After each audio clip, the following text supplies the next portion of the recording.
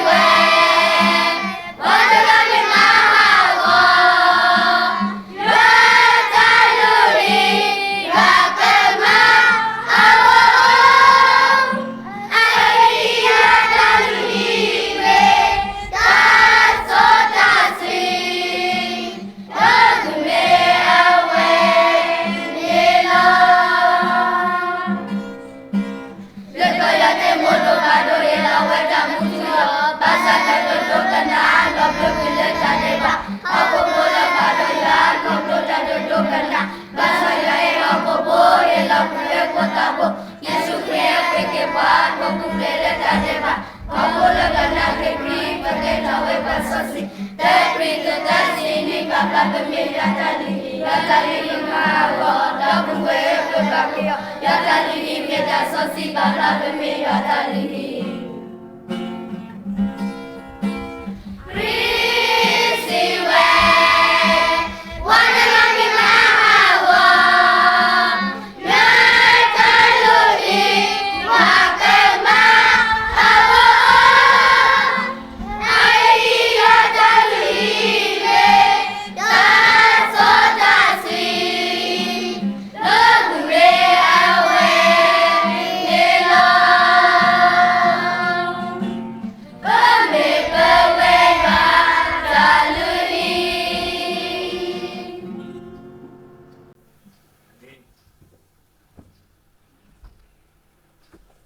สิบรูบาโคสิตพาเลตาวิตามูดูมาลอดอลตาตาวิกราดาเลนี่อิตาโฮดราบูปาตโนโพลอเมตาเลมาตาคุยาสิกอนี่ลอคุดอตราตมือเลเอาไว้กว่าเธอเชียสิกอนี่ยอดตาสุยากบาลาตือตุกเปโรยอดตาคือเฮาตะกุลานี่ยอมีกบาลาสิโรเลตุโคกติอนี่เมสิกออิตาไซสวาราทุกพาลอบาทุกพาโมยทาโคตากตูโดยตาตาสุกมุนีปานตาตะกีเยลเลโรตาบุกยายวาอาเมดีปากะကျွန်တော်တို့သိန်းတော်မှာတတ်မှတ်ထားပါတယ်များသောအားဖြင့်တော့ဘွယ်တော်မင်္ဂလာဝင်ကြမဲ့တင်းသားကြီးလည်းပဲလာကြတယ်တချို့လည်းပဲအိမ်အောင်ဘက်ကနော်ဒီကရင်မျိုးသားတွေမဟုတ်ဘူးဖြစ်တတ်တယ်ဒါကြောင့်မလို့ဟုတ်လားမြန်မာလိုပဲကျွန်တော်တို့ဒီပထမပါဆန်ဒေးမှာတော့အဓိကပါပဲဒါပေမဲ့ကျန်တဲ့ပတ်တွေကတော့လည်းပဲအလင်းတင်တယ်လို့ပေါ့ဥပမာဆိုသာသနာဖွဲ့စည်းကနေပြီးတော့ပေလို့ရတဲ့ကိုယ်စားလှယ်ကတော့ခြေကချင်ဖြစ်မယ်ဆိုရင်လည်းပဲသူတို့ဟုတ်လားဗမာလိုပဲပြောကြမှာဖြစ်ပါတယ်နော်ဘာဖြစ်ဖြစ်ဒီပုံမှန်ပထမပတ်ကတော့မြန်မာလိုဝင်ငှချင်းဖြစ်ပါတယ်အရင်ကတော့ဒီဖောင်တော်ဒီကအဖီတော်စိန်အမြဲပဲလာတယ်မနေ့ပိုင်းလည်းပဲသူလာတော့ကျွန်တော်ကလည်းပဲဗမာလိုပဲများများဟောရတယ်နေကြီးကတော့ပြောစမလို့ပေါ့ဒါဗမာလိုဟောမယ်ပတ်ဆိုတော့အခုတော့သူမရှိပေမဲ့လည်းပဲမြန်မာလိုဟောရမယ်အခွင့်အရေးတွေကလည်းပဲထပ်ပြီးတော့ပေါ်လာပါတယ်ဒါလည်းပဲကျေးဇူးတော်ပါပဲလို့ကျွန်တော်အနေနဲ့ပြောကြားလိုပါတယ်ကျွန်တော်တို့အသက်အရွယ်နော်မောရှိပတနာထဲမှာပါလေကျွန်တော်မျိုးတို့အသက်ဒီအနည်း90အရှိရှိပါ၏တဲ့နော်ခွန်အားကြီး၍အနည်း80နေရာတိတန်အောင်ဝါကြွားမှုပူပန်တော့ကမှုပူဆွေးမှုနဲ့နောက်ဆုံးတော့ကျွန်တော်တို့ကျွေးလင်းသွားပါ၏တဲ့ဒီကျမ်းပိုက်ကိုဖတ်တယ်ဆိုတာနော်ကျွန်တော်တို့အားလုံးနော်ကျွန်တော်ပါဝင်ဖို့ကိုပြင်ဆင်ဖို့နော်စိန်ခေါ်ထားတဲ့အပိုင်းဖြစ်ပါတယ်နော်ပြင်ဆင်ဖို့လိုတယ်နော်ဒီလူရဲ့အသက်ဒီကပောက်ကျမ်းခန်းကြီး6မှာတော့ဘုရားသခင်သတ်မှတ်ထားတာတော့120ပေါ့ဒါပေမဲ့မောရှေရဲ့ပထနာထဲမှာတော့လူအသက်ကတော့90ဒီနေ့အပြင်တော့ average age ပေါ့90ဆိုတော့ကျွန်တော်အပါဝင်နော်90သမားတွေရှိပါတယ်ဒီထဲမှာဆိုရင်ဆရာမရီထာတို့ဆရာမဘျူတီတို့နော်ဟလာဒါတွေက90အကျော်သမားတွေပဲနော်ဟလာကိုဒီပဒိုတပ်ပါဘရီလန်တီနိုနော်ဒါတွေက95,000ကျော်နေပြီတပ်ပါစနေဝိုင်းတို့ဘယ်လိုပဲဖြစ်ဖြစ်နော်ကျွန်တော်အနေနဲ့လည်းပဲဟလာဒီနေ့ဘာပြောရင်လဲဆိုတော့ခုနယောမဩဝါဒစာခန်းကြီး7နှစ်အငယ်1နဲ့2အကြောင်းကိုကျွန်တော်နည်းနည်းလေးပြောပါမယ်တိတ်မရှိပါဘူးအချက်ခွဲလေးက3ချက်ပဲရှိပါတယ်နော်ဒီလိုပြောရှင်းရအကြောင်းလဲကျွန်တော်မှာအတွေ့အကြုံရှိတယ်နော်ကျွန်တော်ဒီအသင်းတော်စုရဲ့ဘယ်လိုခေါ်မလဲ volunteer တင်းတော်စုရဲ့အတွင်းမှုဆောင်ရတဲ့အခါမှာဒီဆရာသမားတွေရဲ့တိတ်ခါတင်ပွဲအတွက်တိတ်ခါတင်ဖို့အတွက်စစ်မေးတဲ့အစည်းအဝေးကိုကျွန်တော်မကြတက်ရတယ်မကြတက်ရတယ်မကဘူးတခါကျရင်နေတော်တော်များများတော့ကျွန်တော်မှတ်တမ်းမှတ်ရာပြုနေရတယ်နော်မှတ်တမ်းမှပြုနေရတယ်အဲ့ဒီထဲမှာစစ်မေးတဲ့ကော်မတီလူကြီးတွေမင်းနေချတဲ့မင်းကုန်းထဲမှာအဓိကမင်းကုန်းကတော့တင်အသက်တာတဲ့ဘယ်လိုရတယ်လဲဒါကိုပါတယ်နော်တို့နေပါသူတို့တော်တိလဲပါတယ်ဆရာသမားတွေကလည်းပဲသူတို့လာခံစားရရှိသလိုသိတာနော်သူတို့ဖြေကြတာပါပဲဖြေတော့ဖြေကြတယ်နော်ဟုတ်လားနော်ဟိုဘယ်သူမှတော့အဆိုးရမှုပါဘူး နော်တခုကြတော့လည်းပဲဟိုတက်ဆိုင်ရာတဘာပတိကမေးလိုက်တယ်ဒီစစ်မေးတဲ့ဆရာတွေရဲ့အဖြေကိုစစ်မေးတဲ့သူအနေနဲ့ကကျင့်တတ်မှုရှိရလားနော်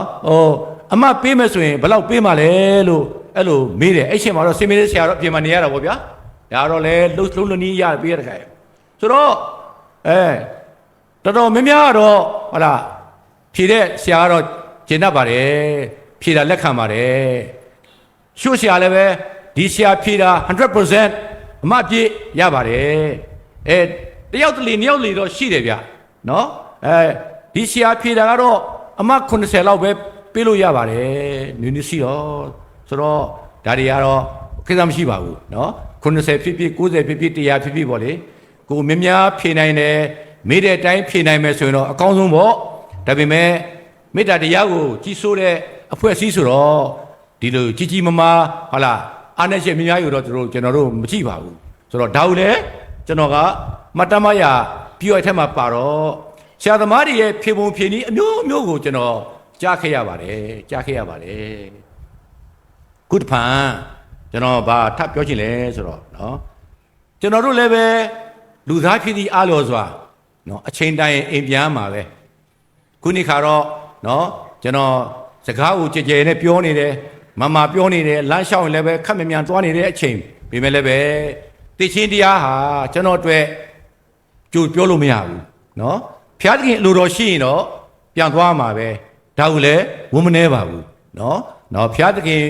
မောရှေပထနာပြည့်တဲ့အသက်အရွယ်80မိသွားပြီဆိုတော့ကျွန်တော်တော့ခြေနိုင်လာပဲရှိတယ်ဒါပေမဲ့ဖျားသခင်ခွန်အားပေးမယ်ဆိုရင်တော့သူအလုပ်ကိုတော့နော်တတ်နေများဆက်လက်ပြီးတော့ဆောင်ရမယ်ဆိုတာပြညတ်ထားပါတယ်ဒါပေမဲ့တနေ့တော့သိရမှာပဲနော်ကျွန်တော်ပြောသိရမှာပဲဆိုတော့ဒီနေရာကိုအစားထိုးမဲ့လူတွေတက်လာမှာပဲဒါလည်းမလွဲမသေးပဲနော်တစ်ပင်တစ်ပင်လဲရင်လည်းအသစ်တစ်ပင်ထူတာပဲနောက်တစ်ပင်လဲရင်လည်းထူတာပဲဒါကြောင့်မလို့နော်အသက်အရွယ်အရာနော်ဘုရားသခင်ရဲ့အချိန်နာရီအရာဘုရားဝင်စားသွားမယ်ဆိုရင်လည်းပဲကျွန်တော်အနေနဲ့တော့နော်နောင်လာနောင်သားတွေအတွက်သူသဖြင့်ဆက်လက်ပြီးတော့နော်ဒီအမှုတော်ဆောင်မဲ့လူနော်တင်းအုပ်အရာမှာတောင်းတတဲ့လူရှိကောင်းရှိမှာဖြစ်ပါတယ်သူတို့လည်းပဲဒီလိုတောင်းတတယ်ဆိုတာလည်းပဲကျမ်းစာမှာပြောပါတယ်ကောင်းတဲ့အရာတစ်ခုပါပဲနော်ဘာဆမတရာကွာကရမီဆမတာအကြီးတော့မှန်ပါတယ်နော်မှန်ပါတယ်ဒါပေမဲ့ဒီကျွန်တော်တို့လောဘောဆောင်ပဲနောက်သားတွေကိုလည်းပဲဒီလိုကျွန်တော်ရဲ့ဆန္ဒအရမေတ္တာအဖြစ်ကျွန်တော်ခံစားရရှိသိရှိရတဲ့အကြောင်းအရာလေးတွေကိုကျွန်တော်ထပ်ဆင့်ဝင်ငါလိုခြင်းပဲဖြစ်ပါတယ်ခုတလောနော်ခုတလောကျွန်တော်ဘာသာရေးမဂ္ဂဇင်းစာအုပ်တွေမှာမကြရေးတယ်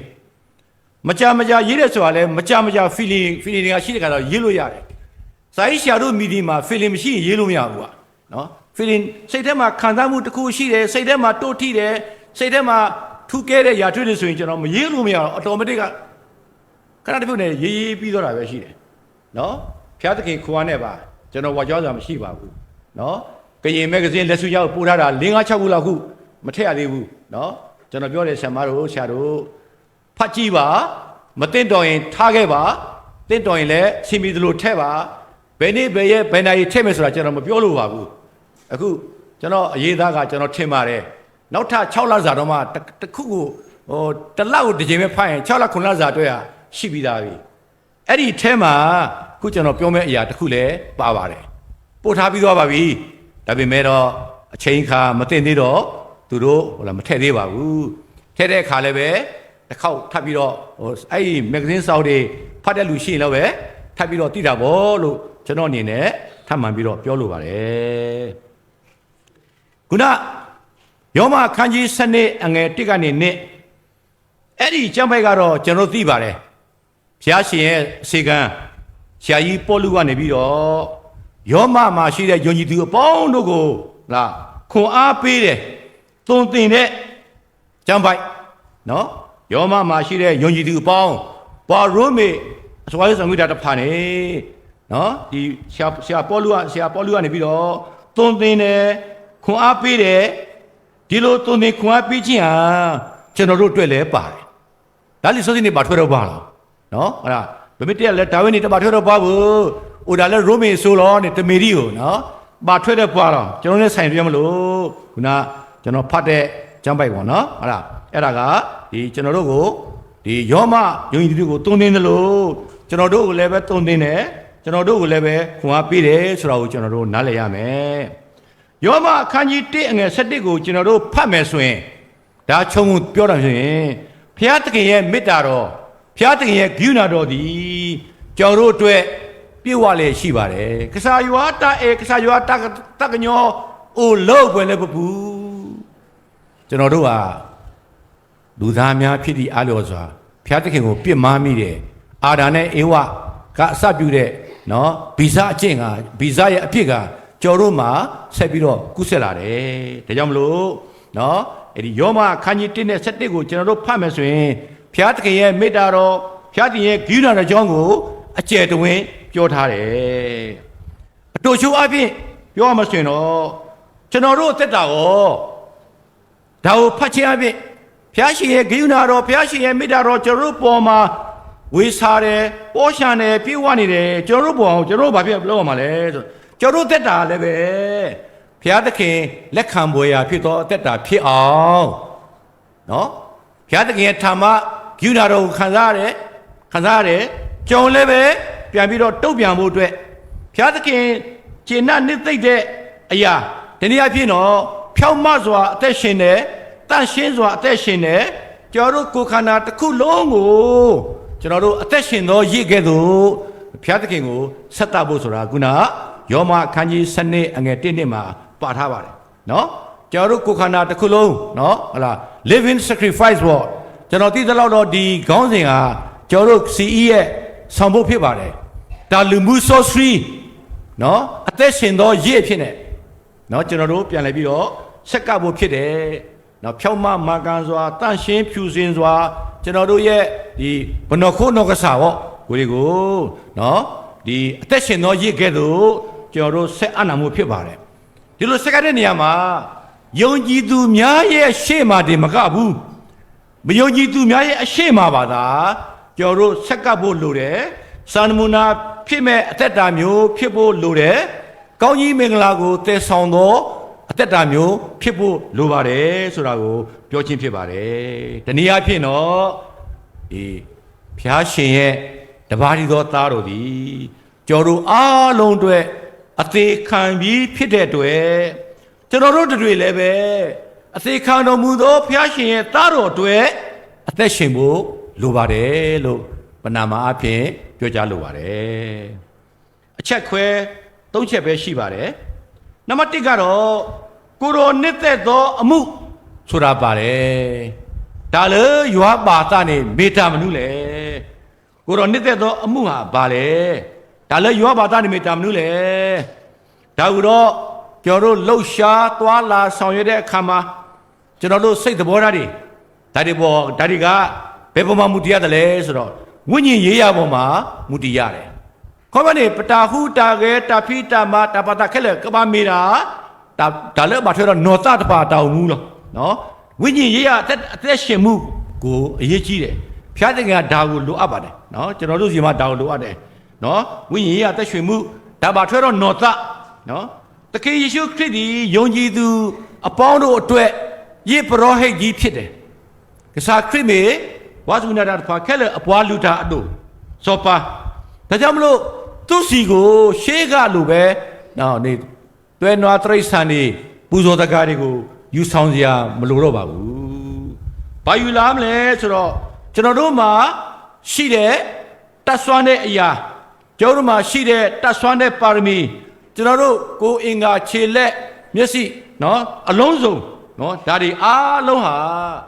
သူ့အတွက်ကျွန်တော်တို့တက်ရှင်သောကြီးအဖြစ်ဆက်ကအနံ့ရမှာဖြစ်ပါတယ်ဘဘဟေတော်တားလာလဲအိုတော်ပွားဘဘဟေတော်တာတိတပါလဲအိုတော်ပွားတော့ဘဘလူတော်ပနခုနကဆာလက်ကမီတာလူဆိုစီလေယောလာကောထားတော့ကောလောယောမခန်းကြီး15အငယ်16မှာဘာပါတယ်ဆိုတော့ရှင်ပေါလုအကြောင်းပဲရှင်ပေါလုကတတ္တိရှိစွာစကားပြောတယ်တတ္တိရှိတယ်နော်သူတတ္တိကိုတော့ကျွန်တော်တို့မမီပါဘူးနော်ပေါလုအကြောင်းဖတ်မှဆိုတော့သိပါတယ်အမျိုးမျိုးသော ဒုက္ခဆင်းရဲစိန်ခေါ်မှုကြုံတွေ့နေရတယ်နော်သူမမှုနော်တတိရှိစွာနဲ့ပြောတယ်ခရစ်တော်သည်သူ့ပေါ်မှာဘယ်လိုပြုမှုတယ်ခဲ့တယ်ဆိုတာကိုလည်းပဲသူတိုင်းတစ်ပါးသားတွေပေါ်မှာရဲရဲဝံ့ပဲသူတတ်သိခံပြီးတော့ဟောကြားတယ်ဒါဟာပါလေနော်ခရစ်တော်ဘုရားကိုတိုင်းတစ်ပါးသားတွေလို့ခေါ်တယ် Gentile နော်ဘာသာခြားနော်မြေကြီးသူအပေါင်းတို့ဟာခရစ်တော်ဘုရားကိုယုံကြည်လာဖို့အတွက်ကိုအောင်ဖွယ်ရာအမှုအောင်ဖွယ်ရာလက္ခဏာနဲ့တကွာဝိညာဉ်တော်ရဲ့စွမ်းမကားအားဖြင့်သူသည်တတ္တိရှိစွာနော်ရဲဝံ့စွာနော်ဒီနေရာဖြင့်တော့သူသည်ခရစ်တော်ဘုရားရဲ့ကောင်းမြတ်တော်မူကြောင်း God is great ဆိုတဲ့အကြောင်းကိုတိုင်းဓမ္မသားတွေပေါ်မှာသူရဲဝံ့စွာတတ်သိခံတဲ့ပိုင်းဖြစ်ပါတယ်ဒီနေရာမှာလည်းပဲကျွန်တော်တို့ယေဘဲခန်းကြီး73ငယ်15 16ဒါလည်းကျွန်တော်နဲ့ပတ်သက်တယ်နော်ဒီကျမ်းပိုက်ကတော့ကျွန်တော်နည်းနည်းနောက်ကျောင်းပြန်မယ်ဆိုရင်ကျွန်တော်တို့အသင်းတော်မှာ2003ခုနှစ်နေပြီးတော့ကျွန်တော်တို့ first record day ကိုကျွန်တော်တို့စတင်ပြီးတော့ဆောင်ရွက်တယ်နော်ဒီ first record day ဆောင်ရွက်တဲ့နေရာမှာဖျားသခင်ပေးတဲ့ vision ကျွန်တော်ကအသင်းတော်ကိုချပြတော့အသင်းတော်ကလက်ခံတယ်နော် record day ဆိုတော့အသင်းသားတွေဘယ်နေရာပဲရှိဘယ်အဝေးပဲနေနော်တနေ့ကိုတစ်ချိန်လေးတော့မိခင်တင်းတော်နဲ့ပြန်လဲပြီးတော့မိသဟာယဖွဲ့နော်နှစ်သစ်ကိုဝင်တာဒါ record day ကကျွန်တော်တို့ first January ရဲ့ first week ကိုတုံးတာကိုဘို့ဆိုတော့ကျေးဇူးတော်ချီးမွမ်းခြင်းနဲ့တကွာနော်ဘာပါသေးလဲဆိုတော့နှစ်သစ်ကိုကိုညီမဆာမှုနဲ့စတ်ပြုဖို့အတွက်ဆိုတဲ့ vision ကဖျားပေးတဲ့ vision ဖြစ်ပါတယ်အဲ့ဒီ vision ကယေဘဲ73အငယ်15 16မှာပါပါတယ်အဲ့ဒါဘာလဲဆိုတော့ဖျားသခင်ရဲ့ကျေးဇူးတော်ကိုနှုတ်ခမ်းသည်ဒီဟုသောချီးမွမ်းခြင်းရစ်နဲ့အစဉ်ပူဇော်ကြကုန်ဒီနှုတ်ကခုနပြောတာ body living sacrifice မှာနှုတ်ကလည်းပဲ body တစ်ခုတည်းမှာပါပါတယ်နှုတ်ခမ်းသည်ဟုသောချီးမွမ်းခြင်းရစ်နဲ့တကယ်ခရစ်တော်ကိုအစဉ်ပူဇော်ကြကုန်အဲ့ဒီချက်ပါပါတယ်မဆုံးသေးပါဘူးနော်ကျေးဇူးပြုခြင်းနဲ့ဥစ္စာဝင်များခြင်းကိုမမေ့မလျော့ပါနဲ့ထိုမှုရတဲ့ပုံမှာဘုရားသခင်သည်အာရနှစ်သက်တော်မူတယ်အဲ့ဒီပိုင်းနဲ့ကျွန်တော်တို့ record day ကိုစတာပါနော် record day ရဲ့ဆောင်ဖို့လို့ပြောလို့ရပါတယ်ဒါပေမဲ့တရားတာဝန်ယူတဲ့ဆရာကြီးသမားကြီးတွေကတော့သုံးခြင်းမသုံးခြင်းကတော့ကျွန်တော်အနေနဲ့မလို့လို့ပါဘူးဒါပေမဲ့စပြုတဲ့နေ့ကတော့2003ဆိုတော့အခုတော့နှစ်ပေါင်း20ကျော်ပြီဆိုတာ25ဆိုသုံးလို့ရှိပါပြီဆိုတော့နော်ဒီဟာဒီကျေးဇူးတော်ချီးမွမ်းခြင်းနဲ့တကွနော်နှုတ်ခမ်းသည်ဒီကိုနဲ့တကွနော်ကျွန်တော်တို့ကျေးဇူးပြုခြင်းဥစ္စာဝင်ရခြင်းအမှုကိုမမေ့မလျော့ဘူးအဲ့တော့ဒီကျေးဇူးပြုခြင်းဥစ္စာဝင်ရခြင်းရဲ့ကောင်းသောနမူနာတစ်ခုကတော့ကျွန်တော်တို့လုကာခန်းကြီး7အငယ်25 39ထိဖြစ်ပါတယ် The Good Samaritan ပေါ့နော်ကောင်းသောရှာမရိအကြောင်းပေါ့ဘယ်နှခုပါမဟုတ်ဘာရှာမရိဖို့တကလည်းအကြီးတကနော်သူလမ်းမှာဒုက္ခရောက်တယ်ဓမြတိုက်ချင်းခံရတယ်ကွဲပြဲမူးလဲနေတယ်ဒါပေမဲ့သူ့ကိုတွေ့တဲ့လူဆုံးကတော့ရေပြောဟိတ်ရှောင်ထွက်သွားတယ်လေဝိဘေးမတောင်မှာနေပြီးတော့ရေပြောဟိတ်ကိုကူညီတဲ့လူရှောင်ထွက်သွားတယ်နော်ဘာကြောင့်ရှောင်လဲဆိုတော့ကျွန်တော်တို့ကျမ်းစာကလည်းမပြောတော့ပါဘူးနော်ဒါပေမဲ့သူ့ကိုလာတွေ့တဲ့ရှာမရိတယောက်ကဘုရားသခင်ရဲ့ဂိူနာတော်သူ့ကိုစိုးမိုးပြီးတကလားသူ့မြေပေါ်မှာဆင်းပြီးတော့လူနာကိုပွေလိုက်တယ်နော်အနာယောဂတွေကိုဟုတ်လားသူ့မှာပါတဲ့ပတ်တိနဲ့စီးပြီးတယ်သူ့မှာဟိုစားအင်ကြီးနဲ့ချုပ်ပြီးတယ်စီးပြီးတယ်ပြီးတော့မြဲပေါ်ကိုတင်တယ်ပြီးတော့အနည်းဆုံး guest house တဲဥခန်းကိုခေါ်သွားပြီးတော့တဲဥခန်းပိုင်ရှင်ကိုဒီလူနာကိုကောင်းကြည့်ပေးပါဒေနရီပတ်စံနှစ်ပြားပေးထားပါတယ်။ကျန်တဲ့လိုအပ်တဲ့အရာအားလုံးကိုကျွန်တော်ပြန်လိုက်ရင်ကျွန်တော်အကုန်လုံးပြသမှာဖြစ်ပါတယ်။ဒါကြောင့်မလို့ဒီနမူနာလေးဟာခရစ်တော်ဘုရားကလူတယောက်သုံးနေတာလေမာနဲ့ဒီနေတို့တကေဒီလိုပဲပြုပါ Good Samaritan ဆိုတာရှာမရိဘာရှာမရိဖို့လဲအကြီးတကာလဲတော့သူကယူဒလူမျိုးမတဲ့ကြဘူးဒါပေမဲ့ခရစ်တော်ရဲ့မေတ္တာတော်ကြောင့်မတဲ့တယ်ပါမရှိတော့ဘူးကုညီရမယ်မေတ္တာပြမယ်ယူနာပြုရမယ်ဆိုတဲ့အချက်လေးဟာကျေးဇူးပြုခြင်းဥစ္စာဝေမျှခြင်းဆိုတဲ့ညမှာကျမ်းစာမှာ ကောင်းဆုံးသောနမူနာတစ်ခုဖြစ်ပါတယ်ဒါကြောင့်မလို့ခုနတို့ပဲပြောရမယ်ကျွန်တော်တို့ယုတ်ကိုခန္ဓာအလုံးစုံဘုရားသခင်ပေးတဲ့ပါရမီနော်ပါရမီနော်ကျွန်တော်ပါရမီနဲ့ဆရာတော်ခက်ပဲပါရမီနဲ့မတူဘူးနော်ဟုတ်လားလို့တူပဲသရတို့စောခုရဲ့ပါရမီနဲ့လည်းမတူဘူးနော်ဘုရားသခင်ကကိုကြီးပါရမီတစ်ပါးစီပြည့်လေပြည့်တာရှိပါတယ်ကိုပေါ့ရှိတဲ့ပါရမီတွေကိုအလကားနေတွင်းထဲမှာမြုပ်နေတယ်လည်းပဲနော်ဘုရားသခင်အမှုတော်အတွက်ဘုရားသခင်မုန်းတရားစီရန်အတွက်ကျွန်တော်တို့ဆက်ကအနအသက်ရှင်ဖို့ဟာကျွန်တော်တို့ယုံကြည်သူများအားလုံးအတွက်အရေးကြီးပါတယ်လို့နံပါတ်1အနေနဲ့ကျွန်တော်ပြောပြရစေနံပါတ်2အနေနဲ့နော်ခုနကျမ်းပိုက်မှာပါပါတယ်နော်သင်တို့တွေလောကီလူမျိုးတွေရဲ့အသက်ရှင်တယ်လို့အသက်ရှင်ရပါနဲ့တပောအိုမှုထိုတုတလဘောကိုဖို့တောင်မှုတကေအဲ့ဒါအဲ့လည်းအရေးကြီးတယ်နော်ဒီလောကမှာနေတော့လောကရဲ့အညစ်အကြေးလောကရဲ့ထုံနှန်းစင်လာနဲ့တော့ဘယ်ကိမလဲဗျာမကိမဘူးကြောင်လည်းမကိမဘူးခမ ्या လည်းမကိမဘူး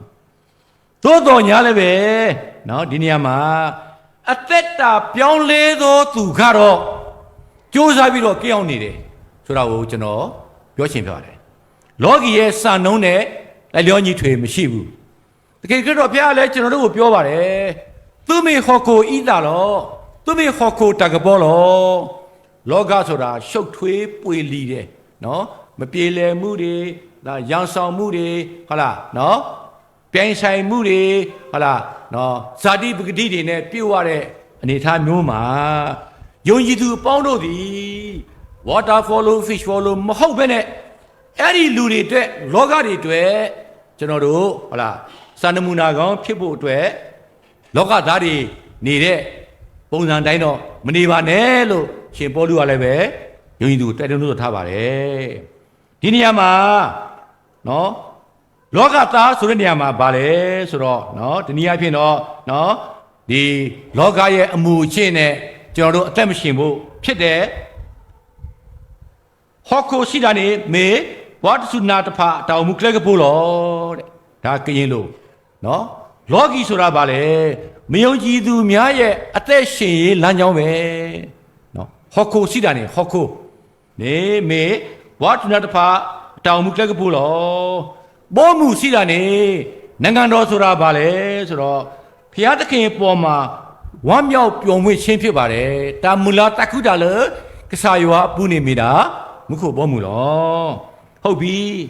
ဒီလောကီကိုအုပ်ဆိုးသောသူကဘာတူလဲဆိုတော့လေကျွန်တော်တို့သိပါတယ်စာတန်မာနပဲဖြစ်ပါတယ်နိကောခန်းကြီး4အငယ်4မှာပါသလိုယောဟန်7အငယ်3မှာလည်း31မှာလည်းပါတယ်ယောဟန်14အငယ်30မှာလည်းပါတယ်ယောဟန်16အငယ်17မှာလည်းပါတယ်နော်ဒါလည်းမကောလေးစာတန်နေဘာကောလေးဘာလဲအပေါ်ဆာဟောကိုအဝဲနေပါအခွဲ့ရလေဟောကိုအနီတကထိုးတပွဲဒီဘောသူလေမေပွဲလေခင်းယူအဝဲတောင်မှုကတဲမင်းသာစုကတော့မေဦးလေမေလရတာကူတာကောတော့တပွဲဒီဘောလောကီမှာရှုပ်ထွေးပွေလီမှုရန်ဆောင်မှုမညီမညွတ်ဖြစ်မှုသင်္ကွဲမှုမနာလိုဝန်တိုဖြစ်မှုခိုက်ရန်ဖြတ်ပေးပေါ်မှုနော်ဟုတ်လားစသည်အဖြစ်ပေါ့နော်အများကြီးပါပါတယ်ကျွန်တော်တို့ကာလာတီပဲဖဖကောလောသေးပဲဖဖဟောခိုတောင်မှုဒီနေ့အပြည့်တော့ဇာတိပဂတိပေါ့ဗျာနော်ဒီနေ့အပြည့်တော့ဇာတိပဂတိနဲ့အသက်ရှင်မနဲ့ဝိညာဉ်ပဂတိနဲ့အသက်ရှင်ဖို့ဟာဒီနေရာမှာကျွန်တော်တို့ကိုတိုက်တွန်းနှိုးဆော်ထားပါတယ်ဆိုတော့အသက်တာအသစ်ကိုရတဲ့သူဟာနော် sorry အသက်တာအသစ်ကိုမရတော့သူဟာစရမဏနဲ့သက်ဆိုင်တယ်လို့တမန်ကျမ်းစာကပြောခြင်းပဲဖြစ်ပါတယ်ဒီနေရာမှာကျွန်တော်တို့ကျမ်းပိုက်တစ်ပိုက်လေးကိုပဲဆင်ခြင်ရအောင်ဟုတ်လားနော်ဒီနေရာမှာရှင်ယောဟန်ဩဝါဒစာပထမစာဆောင်အခန်းကြီး1အငယ်16နဲ့19ကိုနည်းနည်းဖတ်ရအောင်နော်အဝဲတဲဝဒီနော်လောက၌ရှိသမျှသောအရာဒီဟုသောကိုယ်ကာယတတ်မဲ့ခြင်းမျက်စိတတ်မဲ့ခြင်းလောကီစည်းစိမ်၌ဝါကြွားခြင်းတို့သည်ခမည်းတော်နှင့်မဆိုင်လောကနှင့်သာဆိုင်ကြ၏လောကနှင့်လောကီတတ်မဲ့ခြင်းသည်ချွေရွာပြောက်ကွယ်ပြောက်တတ်၏ဖျားသခင်လူတော်နှင့်အညီကျင့်တော်သူမူကားနေဆထာဝရသည်ဟောနေအဲတရာယူရတာ ပြောကတော်တဲဝတာဒီနော်ခမနေနော်ဘာလဲတတုနေပါသူသောတာတော်တကားနေဘာထွဲတိတာလောမကောလင်းနေလောမဲကလီအတာကွာလဲအပွဲတော့ဒါသူလောတာကွီနော်ဒီနေသူသွီထီတပိတညာလဲအဆူပဲသွေးသားပြင်းထန်လိုအပ်ချက်တောက်မှမှုဒီနေသူစိတ်ဘဝင်မြင်မှုစိတ်မော့မှမှုဒါရီဟာနော်စာတမန္တရဲ့စီယုံမှုကြောင့်သွေးဆောင်မှုကြောင့်ကျွန်တော်တို့မှာပေါ်လာရတဲ့အတိအကျတွေဖြစ်ပါတယ် Good News Bible နော်ကျွန်တော်တို့ဒီမှာဘယ်လိုပြောသလဲဆိုတော့ everything that belongs to the world that is what the sinful self desires what people see and want and everything in this world that people are so proud of no none of this comes from the Father it all comes from the world ဒီရာအလုံးဟာခမည်းတော်ဘုရားကြီးကလာတာမဟုတ်ဘူးလောကကြီးကနေပြောလို့လာတာပါပဲဒါကြောင့်မလို့ခြေတော်မိတ်ဆွေပေါင်းတို့တောင်မူထိုတော်ကိုဖို့တောင်မူကိုနော်လောကသားတွေရဲ့စာနှုံးတိုင်းပဲသက်ရှင်ချင်းကိုတော့ဒီရှင်ပေါလုကမပြုတ်ကြပါနဲ့လို့ပဲကျွန်တော်တို့ကိုတိုက်တွန်းလို့ဆိုပါတယ်ကျွန်တော်တို့လည်းပဲဝိညာဉ်တော်ရဲ့မဆာမှုအပြင်စ조사အသက်ရှင်ဖို့လိုပါတယ်နောက်ဆုံးချက်ကစားခရစ်တူဒီတာဒီတို့ဘူးဖဲတော့ခေါ်ခေါ်တော့တကယ်ခရစ်တော်ဒီကျွန်တော်တို့အားလောကမှာကင်းဝေးစေဖို့အတွက်ကျွန်တော်တို့အသေးခံခဲ့ပါပြီကစားခရစ်တူဒီတာဒီတို့ဘူးဖဲတော့ခေါ်ခေါ်တော့ဝဲမမေပါလဲဆိုရင်ဒါကစားခရစ်တော်ကိုယုံကြည်တော်သူခနေ့3ယောက်နော်ဝန်ချတယ်နော်လက်ခံသဘောတူတယ်လက်ခံသဘောမတူဘူးဆိုရင်နိရှိပေးတဲ့ဆရာဆက်ပေးလို့မရဘူးပေးလည်းမပေးမှာမဟုတ်ပါဘူးဘယ်ဆရာမှမပေးပါဘူးဒါပေမဲ့ကိုနိရှိမင်္ဂလာခံရတဲ့ခါမှာဒီခရစ်တော်ကိုစိတ်နှလုံးအကျွမ်းမဲ့လက်ခံယုံကြည်တယ်လို့ဂတိထားပြီးဖြစ်တဲ့အတွက်ကျွန်တော်တို့မှာတည်မြဲဖို့ပဲလိုတော့တယ်နော်ဖျားရှိလူရှိမှာဂတိဝတ်ခံဝင်တယ်ဒါတွေတာသုံးအောင်တို့ဂတိထားဖို့လိုပါတည်မြဲဖို့လိုတယ်ခရစ်တော်ဘုရားသည်ကျွန်တော်တို့လောကီရဲ့အညစ်အကြေးလောကီတွေနဲ့ကင်းဝေးဖို့အတွက်အသိခံတော်မူတယ်။ဒါကြောင့်လို့နော်ခရစ်တော်ဘုရားသည်ကျွန်တော်တို့အတွက်အသိခံတယ်လို့ကျွန်တော်တို့တွေရောလောကီအတွက်နဲ့ပဲအသိခံမယ်ဆိုရင်တော့မျောနော်ဒီသိခံခြင်းရတော့အကျိုးမနှပ်ပါဘူး။ကစားခရစ်မေတူတာတိလေပကောဝတ်ချီကောပမေကီတူတာတိလေအကောဒူကိုညာပါပမေတူတာတိလေဟောခိုတောင်မှုကောဒူကနေတပါဘလော့ပါတာဘူးမလားဘူးအဲ့ဒါဘလို့မိလဲဆိုတော့ဘုရားသခင်ကိုမယိုသေးရာကြတယ်ဘုရားသခင်ကိုတစ္ဆာဖောက်ရာကြတယ်နော်လောကီရဲ့ပျော်မွေ့မှုပေါ်မှာနစ်ချိုက်တဲ့လူမှန်သမျှဟာတမန်ကျမ်းမှာပြောတယ်ဘုရားတင်ရဲ့ရန်သူတွေပဲဖြစ်ပါတယ်ဘာလဲအတဆဲတာထဲလဲဟောခိုတမှုတပြောတဖာနေမေကစာယောအတူတာတဖာနေလောခရစ်တော်သည်လောကသားမဟုတ်ဘူးနော်ဒီလိုပဲယုံကြည်သူပေါင်းတို့ကလည်းပဲလောကသားမဟုတ်ဘူးလောကသားနဲ့မဆိုင်ဘူးလောကနဲ့မဆိုင်ဘူးဒါကိုကျွန်တော်တို့အားလုံးသတိပြုဖို့လိုပါတယ်နော်ကျွန်တော်တို့ဘုရားသခင်ကိုနော်စိတ်နှလုံးနော်ဝန်ခံတယ်နော်ကျွန်တော်တို့လောကနဲ့မဆိုင်ဘူးနော်လောကနဲ့မပတ်သက်တော့ဘူးနော်ပတ်သက်တော့ပါဘူးတဲ့နော်ဒါဆိုတော့ဒီဘာဖြစ်လို့ခရစ်တော်ကလူသားအဖြစ်ဖြစ်ရလဲဆိုတော့ဒီကယ်တင်ခြင်းစုကျေးဇူးကိုလောကသားကိုနော်လူတွေအားလုံးထင်ရှားသိမြင်အောင်အတွက်လောကကိုဆင်လို့ချင်းခံတော်သူဖြစ်ပါတယ်ဒီတော့တကတိညာထီဖလာတောက်တော့ကေအကောနေခရိဘာတာဆလောစုကိုခဲနေလို့အဲ့ဒါပါပဲနော်ကယ်တင်ခြင်းအကြောင်းကိုလူသားတွေကွက်ကွင်းသိနေမြင်ဖို့အတွက်ခရစ်တော်ဘုရားကိုလောကမှာလောကတွေကိုဆင်လို့ချင်းဖြစ်ပါတယ်ဒါကြောင့်မလို့ကျွန်တော်တို့ဟုတ်လားနော်ဒီလောကီနဲ့ဆက်ဆိုင်တဲ့အရာတွေအားလုံးနော်ကျွန်တော်တို့အဝေးကနေပြီးတော့ရှောင်ဖို့လိုတယ်အဝေးကနေပြီးတော့ရှောင်ဝေးရှောင်